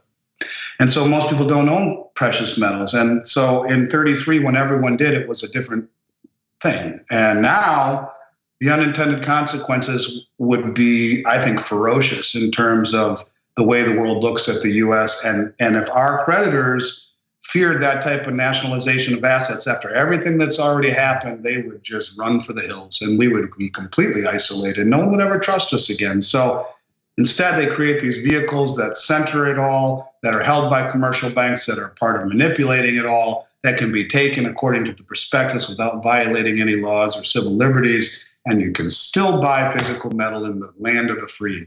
When communist countries like China and the rest of the world, like Russia, is telling their citizens, I mean, Russia just removed the VAT tax on gold so their people can buy more. China it's on the back of every bus and billboards. You go into a mall, it's all gold shops. You can go to a bank and buy pandas. They promote gold ownership. And that's why Alistair McLeod, when he says there's 38,000 metric tons in China, 18,000 of which belong to the people, 20 to the state, that's what he's talking about. If we were to ever do something as idiotic as that, it would be game over in this country. There'd be much bigger problems to worry about. So I think you hope for the best and prepare for the worst. Well, Andy, thank you so much for joining us today. I just want to remind people that if you want to get a hold of Andy, just email info@milesfranklin.com. And then also just one final message. This is from David 911 over on Rise, and thank you for bringing this up. Just a request for anyone watching to say a prayer for Dr. Carrie Madej and Zev Zelenko. Carrie was in a bad plane crash, and Zev is fighting for his life with with cancer. So they're both really in need of prayer right now. Both freedom fighters and patriots that are on the front lines trying to just help save our country from what it's going through. So just say a quick prayer for them. Andy, do you have any final thoughts or words for folks? Trust your gut. Your gut's your best financial advisor. And I think it's time for people to do that. Take accountability. Stop deferring. We've all accepted accountability for our actions from the time we were able to walk until the day we die, except maybe the most important thing of all, our financial future and our retirement. We give that to someone else. And it's much easier to make decisions with, they call it OPM, other people's money, than it is with your own. Time to take accountability and trust your intuition and your gut, because we're deep entrenched and immersed in uncharted territory. And so financial advisors have no clue, most of them, as to where we're going, and they'll just fall back on traditional investments that are all inversely correlated to a rise in rates, which are inevitable. And if rates don't rise, we're going negative. So, death by inflation or death by depression, either way, it's time to take some accountability. And again, when they do send us an email at info@Miles Franklin, either Seth or Man in America sent me, and ask for a current price list. Any questions you have, if you want to be contacted, put a phone number, we'll do so. And Seth, this has been great. And I'd love to come back on and pick up where we left off whenever you'd like to have me on. I think there's a lot to talk about. I love the live Q&A live stream that you do, and you count me in anytime, once a week, once a month, once a year, whenever you want me, I'll be here. Great. Thank you. Also, just want to remind folks, there were a lot of questions about the 401k process, and just give Andy an email, shoot him an email, and his team can just answer those questions as well. So well, thank you so much. And yeah, I'll definitely have to have you come back on. I think that we're going to have a lot of events that would need some narrative around them unfolding over the next few months. And I think those will make for some interesting conversation. So thank you again for coming. All the audience, thank you for being here. Thank you for watching. Just a reminder to make sure you're following me on Telegram and Truth Social.